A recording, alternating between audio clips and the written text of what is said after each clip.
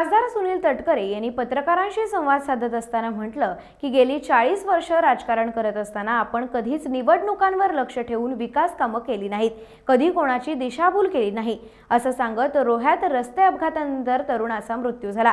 ही घटना दुर्दैवी असून सदर घटना दुभाजकामुळे घडल्याची बातमी सोशल मीडियावर व्हायरल झाली।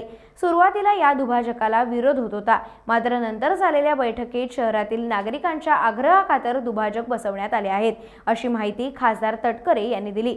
शहरातील श्री मारुती मंदिर व अन्य कामे देखील येत्या काही दिवसात मार्गी लागतील असं अभिवचन देखील खासदार तटकरे यांनी दिलं। अर्बन बँक इमारत बद्दल गैरसमज पसरवण्याचं काम काही मंडळी करत आहेत।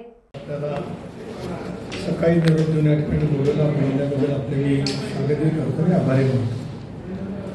दोन मुद्द्यावरती आज आपल्याला या ठिकाणी बोललं की 3 दिवसापूर्वी रोह्यामध्ये दुर्दैवाने रस्त्यावरती घटना घडली आणि त्याच्यामध्ये एका मृत्यू त्या ठिकाणी झाला। त्याच्यावरती वेगवेगळ्या पैकी टीकाटिप्पणी सुरू झाली। आपल्याला माहिती आहे की मी गेले 40 वर्ष राजकारणामध्ये आहे। मी असेल, अनिकेत भाई असेल, आदिती असेल, आम्ही कधी निवडणुकांच्या वरती लक्ष ठेवत लोकांना कधीच दिशाभूल आयुष्यभरामध्ये केलं नाही।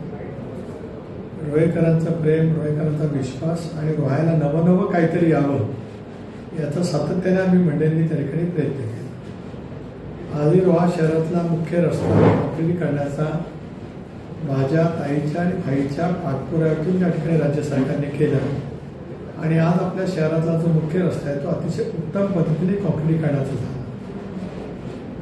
सुरुवातीला एक बैठक मी घेतली होती, त्यावेळेला काहींनी डिव्हायडरला विरोध केला, त्यामुळे आपण डिव्हायडरचं काम जवळपास रद्द केलं होतं।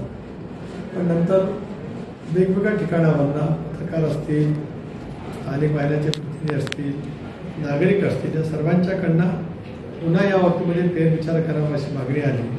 त्याची सुद्धा आपण एक बैठक बोलली, त्याला मला सुद्धा भाई पण उपस्थित होता आणि त्या बैठकीतून मागणी झाली आणि मग मी ठरवलं की बाबा आपण ते करावं आणि ते करत असतानाच डिव्हायडरच्या कामाला सुरुवात केली आणि आता मी एक महत्त्वाचा CSR फंड जवळपास मिळण्याच्या अखेरच्या टप्प्यामध्ये आहे। त्याच्यातून 20 नेकलेसच्या धर्तीवरती रोहा शहरामध्ये सुद्धा आपण त्या ठिकाणी स्ट्रीट लाईटची व्यवस्था करा। काही ठिकाणी असं आलं की निवडणुकीमध्ये आम्ही बोललो, आता आम्हाला विसर पडला, त्यामुळे हनुमान मंदिराचं काम कधी पूर्ण होईल, हनुमान टेकडीचं कधी होईल। मला असं वाटतं एक 15 दिवसापूर्वी रोहा नगरपालिकेमध्ये बैठक घेतली, त्याला आपण उपस्थित होतात आणि हनुमान जयंतीच्या वेळेला हनुमानाचं मंदिर पूर्ण होईल, राममाती चौकातील हनुमान टेकडी परिसर विकसित त्या ठिकाणी होत आहे। शिवशक्तीच्या दुसऱ्या टप्प्याचं काम भाई सतत पाठपुरावा करतं ते होत आहे। आता डिव्हायडरचं काम बऱ्यापैकी झालं, पुढे सुद्धा आपण करतो आहोत। आता पार्किंग आणि रुंदीकरण जेवढं प्रस्तावित आहे तेवढं झालं, पण अतिक्रमण सुद्धा भरपूर आहे। म्हणून मी एकदा मागे सूचित केलं होतं की ROW राईट ऑफ वे PWDचं किती आहे त्याची आपण मोजणी केली, त्याचं मार्किंगही करायला सांगितलं आणि मुख्याधिकाऱ्यांच्या मार्फत मी नागरिकांना विनंती केली की ज्यांचं जे काय वेदरशेड वगैरे काय पुढे आले असतील तेही बघा आणि पार्किंगच्या बाबतीमध्ये माझा सतत आग्रह राहिला। पार्किंगचे आपण 2 वेगवेगळे स्पॉट तयार केले, एक रोह्याच्या मल्ल्यामध्ये सुद्धा पार्किंगचा स्पॉट आहे, दिलीप राजेंच्या नावाने मच्छी मार्केटच्या बाजूला केलं तिथं सुद्धा स्पॉट आहे।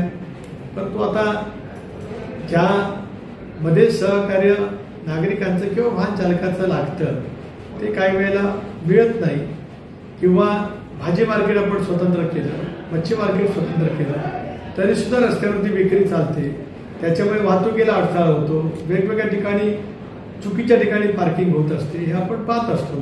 पण याच्यामध्ये व्यापक अर्थाचं सहकार्य नागरिकांचं राहणं आवश्यक त्या ठिकाणी राहू शकतं।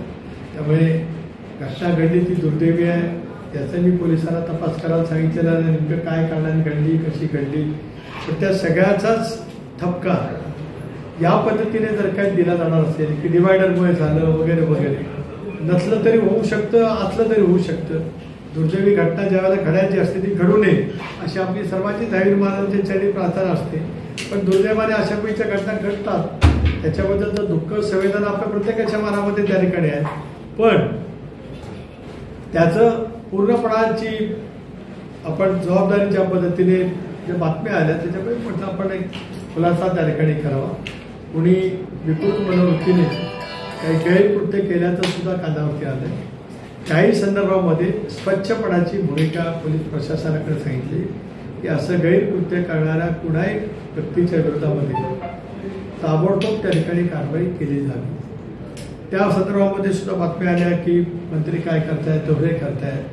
आपल्याला अभिमान वाटला पाहिजे की रोहेकर म्हणून आज आदितीची कामगिरी सभागृहातली किंवा लोकमत सारख्या मोठ्या दैनिकाने महाराष्ट्रातलं राजकीय नेतृत्व म्हणून ज्या पद्धतीने संधी दिली, आम्ही सगळेजण जिथे असतो तिथे, मी असेल, भाई असेल, ताई असेल, आम्ही आपल्या गावाचा, आपल्या परिसराचा, आपल्या जिल्ह्याचा विकासाच्या कामाचा नेहमीच त्या ठिकाणी सतत विचार करत असतो.